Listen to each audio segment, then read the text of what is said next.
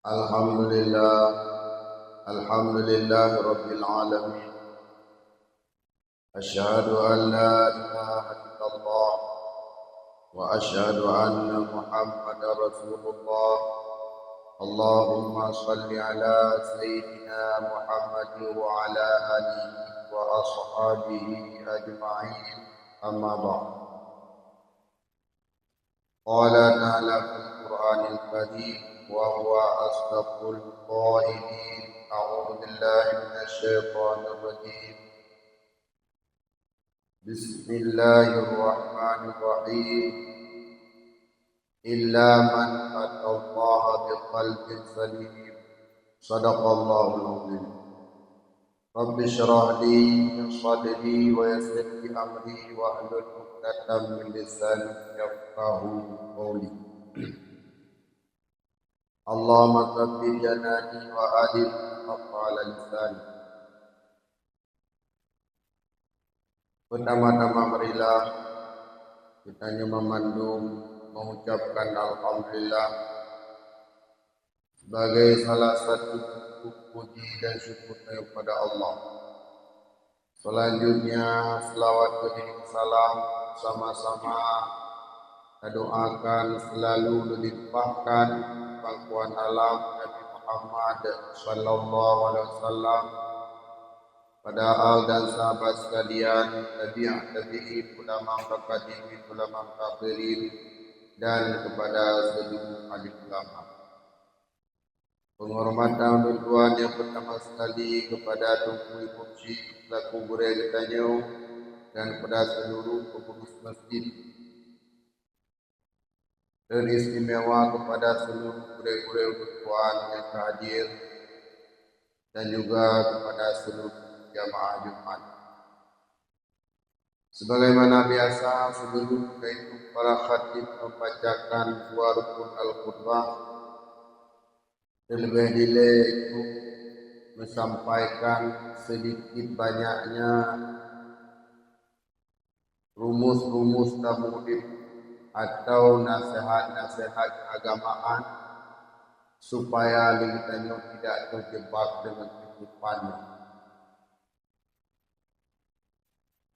Allah Subhanahu wa taala memberitakan mengenai dalam Al-Qur'an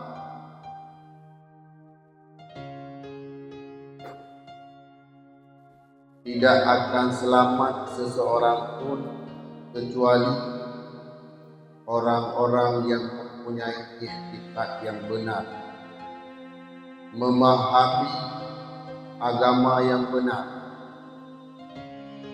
tidak memahami setengah-setengah, tapi memahami keseluruhannya.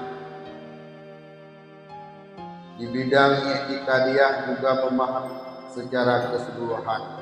Maka orang-orang tersebut yang dipastikan dia bertemu dengan Allah dalam keadaan bahagia.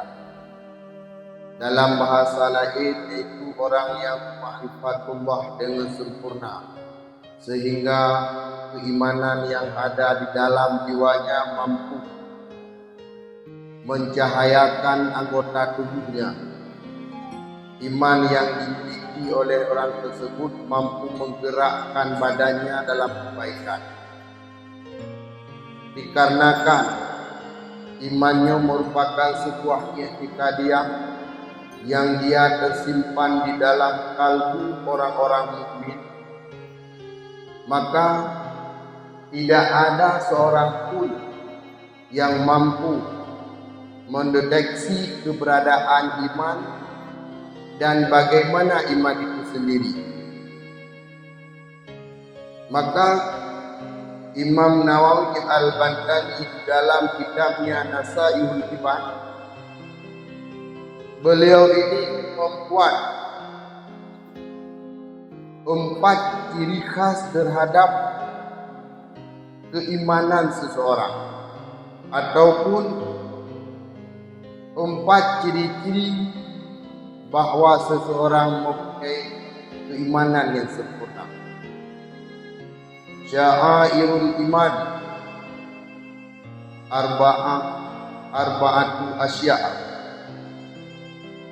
Makna syair a'lamuhu artinya tanda-tanda bahawa seseorang mempunyai nur keimanan di dalam hatinya. Itu ada 4 indikasi. Yang pertama, indikasi yang pertama yaitu akan melahirkan sifat takwa. Ketika kita memiliki iktikad yang benar, makrifah kepada Allah secara benar, maka akan melahirkan sebuah sikap yang dinamakan dengan takwa.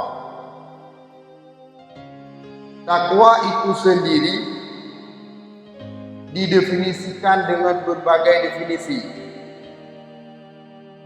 Di antara definisi yang paling masyhur adalah imtisalu awamirillah wa jtinabun nawahi. Ada juga sebagian ulama yang mendefinisikan takwa itu muhafadzatu adabis syariah. Sebagian ulama yang lain mendefinisikan ittiba' nabi fi qaulin wa fi'lin. Yang pertama, pengertian takwa adalah dalam bahasa Aceh sering kita mendengar ubud suruh pujuh tegak. Maka seseorang baru dikatakan takwa ketika dia sudah mampu menjalankan apa yang diperintahkan dan sudah mampu menghindari apa yang dilarang. Tidak berjalan pincang. Kadang-kadang lagi tanya mak tak sembahyang mampu tayo. Tak sembahyang Jumat, tak puasa Jumat, bersedekah tayo orang nomor 1, puasa Jumat. Namun kadang-kadang dari sisi larangan tayo hana mampu untuk tabeju. Padahal ini penggalang sebuah hadis Nabi, apa yang aku larang maka jauhi olehmu seluruhnya. Namun apa yang aku suruh kerjakan sesanggup kamu. Tapi menyebut larangan jauhi sepenuhnya. Hanya istilah itu setengah menjauhi larangan. Misalnya la taqrabu zina, jangan engkau berzina. Bercewek itu hanjut. Duk mentang urina hanjut itu. Artinya keseluruhan tidak dibolehkan. Baik dia merupakan media sampai kepada zina atau diri zina itu sendiri.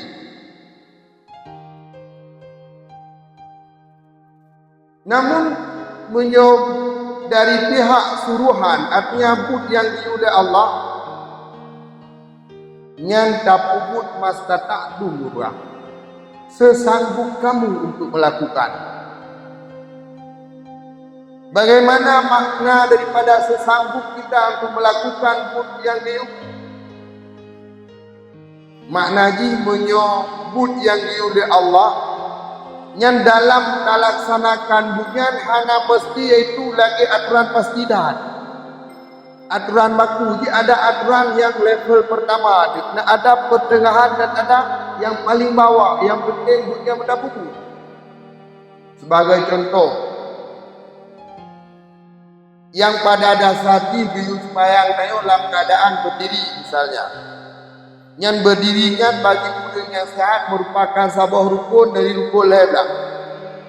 Namun di saat ada keodoran tayo sakit, maka dalam agama tayo yang sembahyang payah puput, namun boleh tidak berdiri. Jud itu dengan duduk. Haik tadu berah jud dengan taik. Dan tak baca semampu daya. Urung bang ketamang Islam hanjut ke baca itu Fatihah. Hang baca Fatihah bang ketamang Islam. Mami urung Aceh kah na ya haji Fatihah.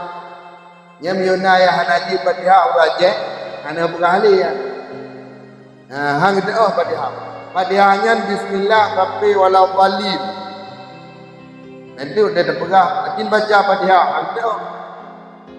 Pada rasul hai bismillah, mana berak bismillah, berdoa je berak. Nyo nak urang baru dapat Islam, dia memang sama sekali tidak mengerti cara membaca Fatihah. Yang urangnya juga wajib sembahyang. Bagaimana dia melakukan sembahyang? Dan ukuran baca Fatihah. Misalnya baca Fatihah membutuhkan limit waktu di 5 detik, maka agaknya payah kita ukuran 5 detik. Lain ditanjung Fatihah anjur Abang Damai Islam Muzikir hanjur doa hanjur. Maka deng-deng. Artinya suruhan yang diperintah, artinya perintah Allah itu dijalankan semampu kita menjalankan. Ibu takut contoh yang lain. Allah Subhanahu Wa Taala ibu takut, misalnya takut fitrah. Itanya irumuh nalimah yang nabrus di duare dan juga tidak mempunyai harta benda yang lain, hana kekayaan yang lain. Nanti berhana lampu sawit hektar, lampu sawit di 10 hektar. Ya, nanti artinya memang dalam kategori miskin secara pandangan agama. Maka yang wajib tahu takut dikuterau tengah. Sedangkan keput uratu putra urang tu di bawah tanggungan ayo hana ribo bakal karena hana mampu dunia. Maka dalam menjalankan ibadat lagi yang kita seluruh ragam ibadat lagi yang diikuti Allah. Artinya guyu bebe tabubut. Namun menyodari pihak larangan nahi itu nyan mesti ditinggalkan seluruhnya. Hanjut tinggalkan setengah-setengah. Walau di awal-awal Islam bagaimana itu Rasul menyampaikan agama, memang waktu kita baca sejarah ada tahapan-tahapan. Hana langsung dari Rasulullah itu letap. Jeh burung awal. Ratusan tahun mereka telah hidup dalam jahiliyah 500 tahun. Jadi langsung kapasok itu tentang hukum juz sejarah kafah. Karena mungkin gurunya mereka tidak mengenal itu Islam. Dan mereka telah meninggalkan aturan-aturan Islam sehingga perlu itu secara bertahap. Lagi tanya sumber hidayah yang bertahap itu hidayah. Kan ponju tajak luput mahli dahana. Ban tajak pun dia fai dewami kamu segala macam. Artinya dia punya tahapan-tahapan. Jadi dengan adanya takwa lahirlah sebuah sikap ketika kita melakukan ibadat, yaitu halawah ta'ah. Apa itu halawah ta'ah? Rasa nyaman dalam beribadat, rasa aman dadukan semajid, rasa aman ketika melakukan sembahyang. Artinya kita tidak dihantui oleh sesuatu di luar sembahyang. Ada hal-hal yang di luar sembahyang tidak dihantui oleh hal-hal tersebut. Bagaimana itu ibadat itu sendiri? Ibadat itu ulama mentakrifkan adalah fi'lu mukallafin ala khilafi hawa. Setiap perbuatan yang berlawanan dengan keinginan nafsu itu dinamakan dengan ibadat. Misalnya sembahyangnya adalah ilzam ma fi khulfah, wajib sesuatu yang berat Pak Teng. Ibadat sembahyang, ibadat puasa rasa berat secara tabiat, secara nafsu dia tidak mau. Yang mangat nafsu dayo itu makan, minum, berpoya-poyanya yang mangat. Maka ibadat itu adalah melawan, itu mujahadah nafsu, melawan sesuatu yang berlawanan dengan nafsu itu ibadat. Baik itu ibadat mahbah atau ibadat-ibadat yang lain. Maka pengertian ibadat itu lebih luas. Hana betih itu ya adukan semajid. Boleh ibadat itu dengan menyampaikan kata-kata nasihat pada orang lain, membantu orang lain, nak tak urus rubah berjalan, tajak aku beda berkata-kata yang baik, kurang tengah sedih dan nasihati lagi tanya, yang juga merupakan ibadat. Walaupun kadang-kadang kita yang menganggap bahawa itu merupakan hal yang sepele, yang itu sengsang tidak berharga. Namun di balik katanya kadang-kadang di sanalah kita mendapat ridha Allah. Ingat dong dalam sebuah kitab, Imam Ash-Shibli merupakan seorang ulama sufi yang beliau itu hidup semasa Imam Syafi'i yang pernah salah tinggal. Imam Ash-Shibli dia sangat banyak melakukan ibadat-ibadat, baik dalam ibadat sembahyang, puasa dan bersedekah. Pada suatu malam Imam Ash-Shibli keluar dari rumahnya menuju lorong-lorong kota itu. Jalan-jalan kota bak lorong-lorong nah terdapat di sabah mi'ong juga. Di sabah mi'ong itu karet langgut. Gecok mi'ongnya di petengah. Anyan maknya dipakai baju dua lapis. Biasa haji guru-guru tengahnya memakai baju dua lapis. Dua lapis, dua pasang baju dipakai. Sehingga yang di luar gecok bajunya dipuduk, dipelimbut seolah-olah mi'ongnya dipelimbut dengan baik. Sehingga setelah Imam Ash-Shibli meninggal, ada ulama lain yang bermimpi tentang kondisi Imam Ash-Shibli. Sangsang seolah-olah itu kiamat sudah ditegakkan. Kiamat sudah terjadi. Imam Ash-Shibli ditanya oleh Allah, "Wahai Ash-Shibli, dengan apa kamu saya masukkan dalam surga?" Maka Imam Ash-Shibli menjawab, "Dengan sembahyang saya ya Allah." Kan berada Allah. Dengan puasa Senin Kamis kan. Dengan bersedekah setiap Idul Adha long kurban ya Allah. Bukan satu ekor, puluhan ekor. Kan. Menyemenan dengan puisi ya Allah. Nanti ingat kata jemput Pak Sabah Masak. Buat wadah tatubin malam berempak itu dengan sabah mi'ong yang karet lambut. Gata cok buat wadahnya. Dah relakan bagi itu, dah pelimbut itu, dah selamatkan mi'ong tersebut. Nyan hinan kita long kata. Maka dengan sebabnya, long kita menggata dalam surga. Maka kadang-kadang hal yang sepele yang dianggap itulah yang akan membuahkan hasil. Maka itu tanda pertama. Tanda pertama akan melahirkan ketaatan. Yang kedua, tanda iman yang baik juga akan melahirkan sikap malu. Malu itu apa? Malainya ditafsir para ulama mendefinisikan intibadul qalbi anil ma'asi. Apa itu intibat? Tertahan jiwa seseorang ketika berhadapan dengan maksiat. Fisiriyah baik yaitu dia dalam keadaan sendirian, tidak ada yang melihat selain Allah, atau fi alaniyah ataupun di dalam keramaian. Karena memang malu itu bersumber dari iman, jadi ada pengaruh memaknanya. Kalau kita ada pengaruh dari ukur. Arti pengaruh dari ukur. Kita melakukan agama kadang-kadang karena kita punya jabatan. Nyom ajak apa dia?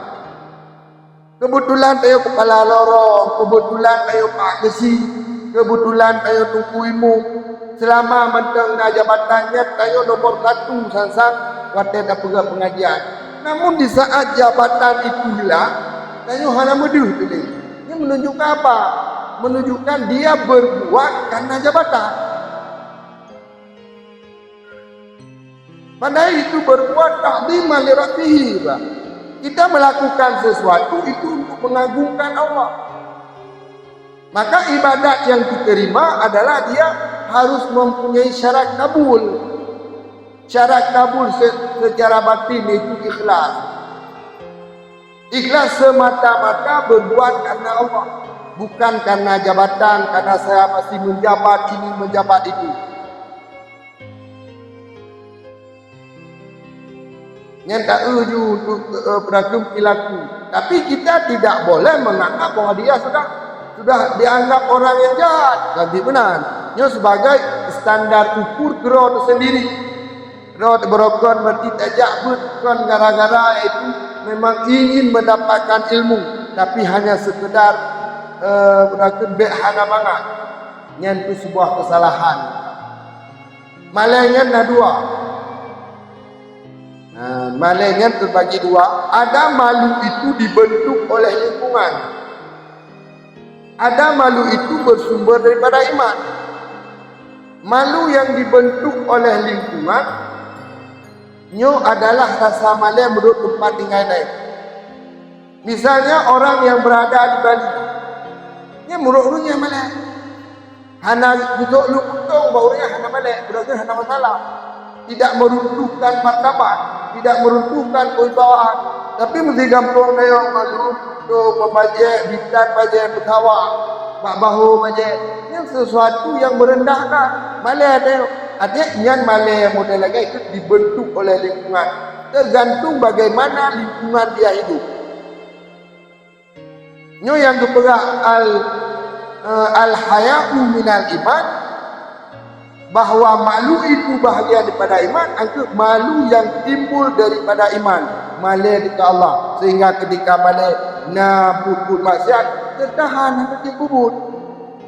Jadi hana pengaruh karena kita yakini bahwa Allah melihat, Allah itu mendengar, Allah mengetahui sampai lapatin ayo. Baru terencana kada Allah selalu memantau. Nyok kesadarannya yang kurang maknanya. Sehingga lagi tengok kadang-kadang ajak bakbut tip pengajian hadir naik. Menyonabut di kampung 3 minggu masih 3 minggu naik. Namun perilaku tidak berubah.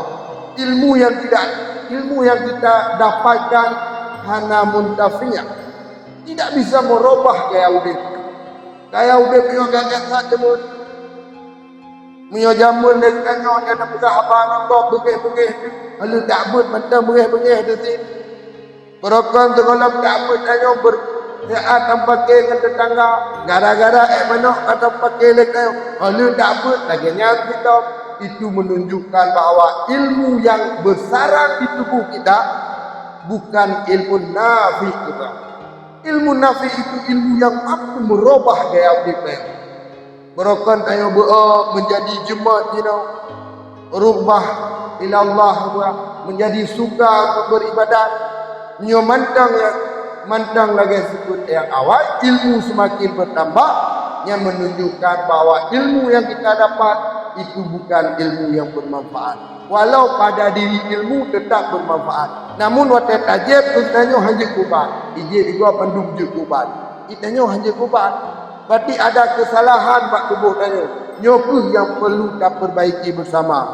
Semoga lagi tanya tidak terjebak itu dengan perangkap-perangkap penyayang. Maka perlu tak berkali dengan ilmu secara menyeluruh. Beramal secara menyeluruh. Bakbut suruh dia dah buat mendu-mendu. Bakbut yang ditegah oleh Allah je bukanlah ada gitu. Itu masjid awal tanya mupat ke, tanya kepala, nyo hanaduk tanya hanapah mupat dai go. Nyanduk je bak kedai kopi, asal katruk tanya ka mana pada kuntung. Yang tidak seimbang. Baru dikatakan taat menyeimbangkan antara perbuatan yang disuruh, yang diperintah dan juga larangan Allah. Maka kita tak harapkan di akhir-akhir umur yang lainnya, di penghujung-penghujung umur tayo, maka menjadilah orang-orang yang menjumpai Allah biqalbin salim, dengan iktikad yang benar, dengan amalan yang saleh, sehingga Allah menerima tayo dengan keridaan. Jadi ka tungku simak begagat datamang dalam Al-Qur'an. Semoga semayang tayo sa terjadi keraguan-raguan atau kesalahan tegur supaya sah dipakai. Alhamdulillah الحمد لله رب العالمين أشهد أن لا إله إلا الله وأشهد أن محمدا رسول الله اللهم صل على سيدنا محمد وعلى آله وصحبه أجمعين يا أيها الناس أوصيكم وإياي بتقوى الله لعلكم ترحمون أعوذ بالله من الشيطان الرجيم بسم الله الرحمن الرحيم قل هو الله أحد الله الصمد لم يلد ولم يولد ولم يكن له كفوا أحد صدق الله العظيم.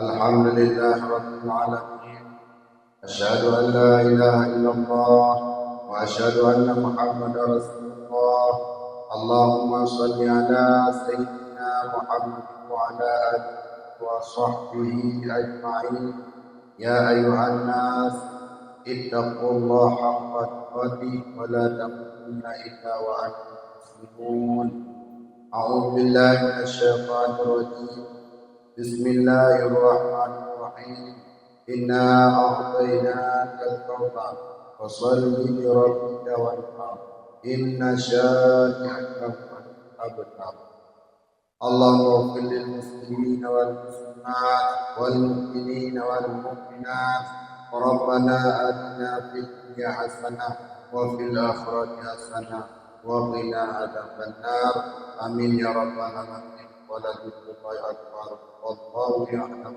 ما تصنعون أقم الصلاة